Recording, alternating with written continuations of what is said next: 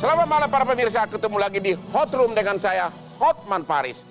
Heboh dan polemik.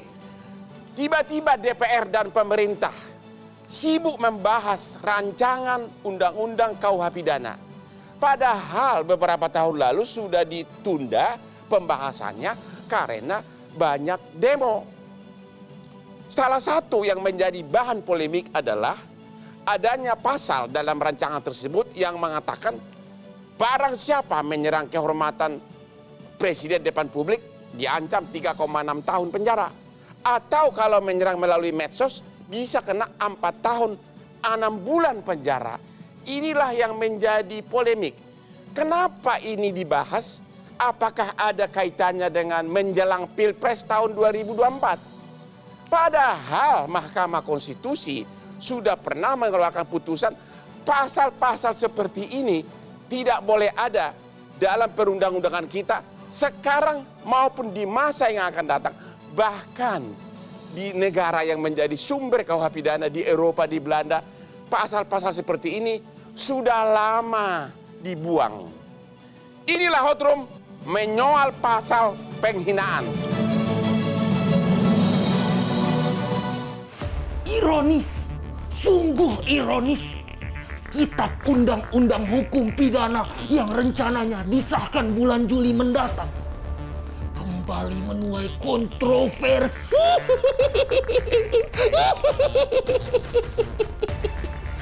Setelah gagal disahkan pada tahun 2019 dan direvisi kembali, RKUHP ini masih akan menempuh jalan terjal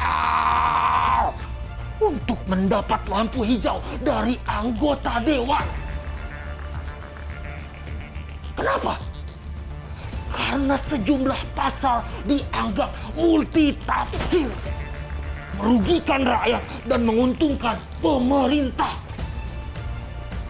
Salah satu pasal yang banyak diperdebatkan adalah pasal penghinaan yang kemudian melahirkan penggunaan kata-kata hinaan dan kritik. Pertanyaan, sejauh mana kata-kata tersebut disebut hinaan atau kritikan? Apa batasannya? Kalau masyarakat tidak bisa memberikan kritikan lagi, itu berarti kebebasan bersuara rakyat akan kembali terenggut seperti zaman Orde Baru. Bukankah kebebasan berpendapat dan berekspresi merupakan hak sebagai warga negara yang harus dilindungi?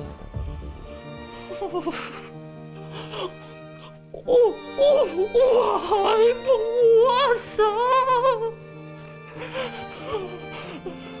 apa kalian tega? Kami rakyat kecil semakin terjepit ini. Kalian tindas dengan aturan-aturan yang mengekang dan menyiksa kami. Oh, apa setelah ini misterius juga akan ditangkap? Untuk membahas topik ini, telah hadir malam ini di tengah-tengah kita. Yang pertama, Bapak Profesor Edi Hiare, Wakil Menteri Hukum dan HAM. Selamat malam, Pak.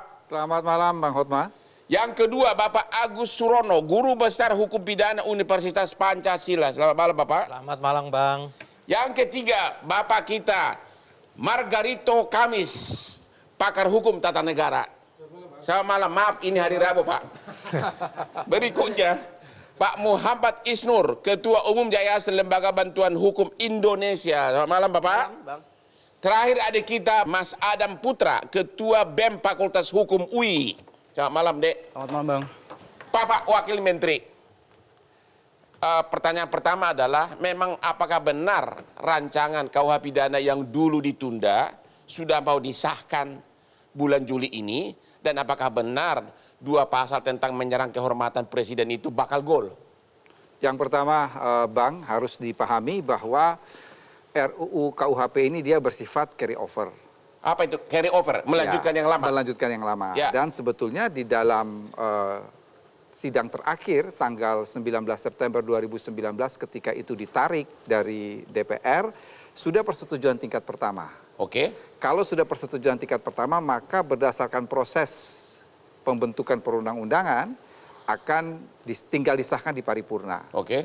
Tetapi saat itu kan banyak menimbulkan kontroversi. Ya.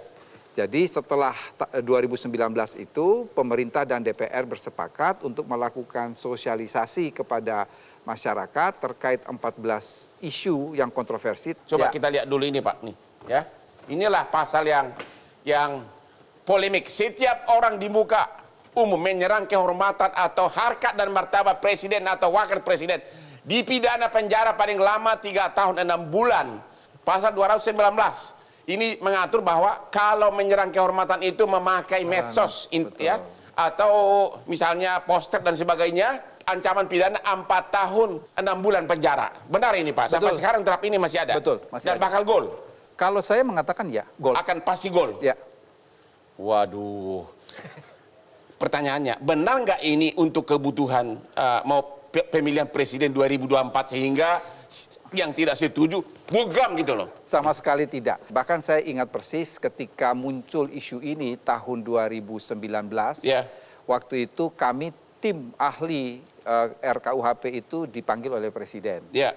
Waktu itu Presiden Jokowi mengatakan, saya ini tidak ada masalah kalau dihina atau tidak. Tetapi kita dengan tegas menyatakan ini bukan persoalan Presidennya Joko Widodo, tetapi Presiden siapapun kehormatannya harus dijaga. Ini is the matter of time. Ya. Jadi mengapa 2020 dan 2021 itu kita tidak masuk untuk membahas RUKUHP, kita tahu betul-betul waktu itu adalah situasi pandemi COVID. Ya. Sehingga pemerintah menggunakan tahun 2020 dan 2021 untuk melakukan sosialisasi terhadap 14 isu krusial. Dan setiap sosialisasi kita selalu melibatkan DPR dan berbagai perguruan tinggi di 12 kota yang ada. Tapi kan sudah ada putusan Mahkamah Konstitusi yang membatalkan pasal yang mirip. Betul. Apakah memang pemerintah dan DPR tidak mau tahu dan tidak mau patuh sama putusan Mahkamah Konstitusi? Dua hal yang berbeda. Ya. Dua hal yang berbeda. Ya. Yang diputuskan di dalam Mahkamah Konstitusi, Ya. pasal 134 sampai dengan 136 bis, itu dia bukan delik aduan, dia adalah delik biasa.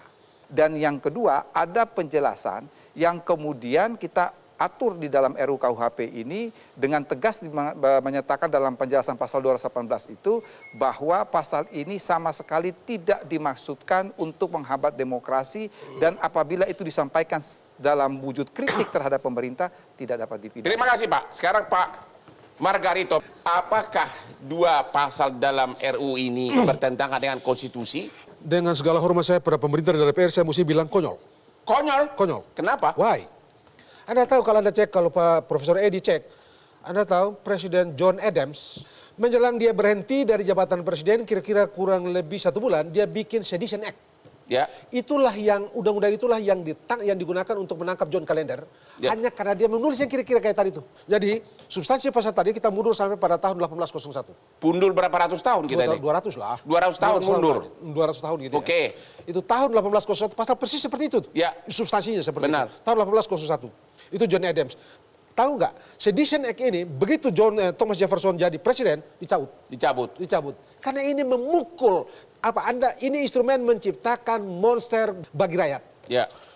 Tutup mulut. Saya mau tanya sama pemerintah dan DPR. Bagaimana caranya pemerintah dan DPR memastikan bahwa Anda, saya, kita ini orang-orang berharkat dan bermartabat? Ya. Ya, satu. Yang kedua, mengertikah presiden dan DPR sekarang konsep tentang presiden, konsep presiden itu nama jabatan atau nama orang? Ya. Itu mesti dibikin beres. Kategori yang pertama, saya tidak melihat reasoning ini, bukan soal demokrasi dan tidak demokrasi. Apa yang mengatakan Anda memilih itu? Pasal kayak tadi itu ya. Inggris misalnya, penghinaan itu tidak boleh, betul, tidak boleh. Sampai dengan sekarang, semua jurnalis tahu bahwa Anda tidak boleh sembarangan menulis bla bla bla bla gitu ya. Kalau orang tersinggung, Anda diambil. Bukan, sama sekali tidak dipertalikan dengan harkat dan martabat. Ya. Yang dipertalikan adalah tindakan itu mengancam tatanan bermasyarakat. Ya. Pemerintah ada di mana? Dan DPR ada di mana dalam reasoning soal pasal-pasal itu tadi. Ya. Itu yang mesti dibikin beres. Yang ketiga, pasal ini sepenuhnya menghabisi kita. Tidak ada urusan dengan demokrasi dan tidak demokrasi. Karena Undang-undang dasar menjamin saya, kita semua ini menyatakan pikiran kita, hasrat kita untuk kepentingan kehidupan dan macam-macam. Dan cara kita menyatakan hasrat kita dan segala macam itu ada berbagai cara gitu ya. Kita berkelompok, kita demo, kita menyatakan ini, menulis dan segala macam. Tadi elastis semua itu. Dan itu artinya, itu bermakna bahwa undang-undang ini jauh lebih buruk dari yang dibikin oleh Belanda. Bagaimana sekarang mereka memberikan batasan kritik dengan penghinaan? Bagaimana coba itu? Bagaimana sekarang? Itu tidak dijelaskan tadi itu. Jadi ini pasal sepenuhnya pasal jahat, pasal busuk, pasal paling nakal, paling rusak ini pasal. Oke, kita teaser dulu. Ketemu lagi sesudah yang berikut ini.